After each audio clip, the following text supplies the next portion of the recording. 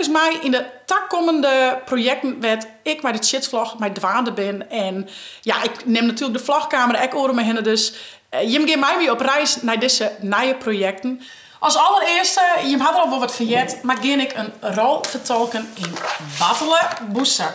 En dan het volgende project waar ik met dwaande ben. En dat is, ik mij altijd al heel graag schreeuwen, theaterstukken schreeuwen, versken schreeuwen.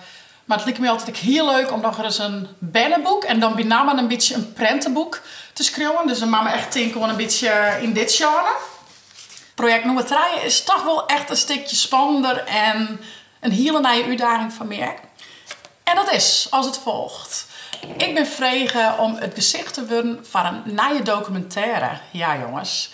En dit wordt een documentaire in 12 afleveringen, hoe 2 verspraat, over de Friese taal.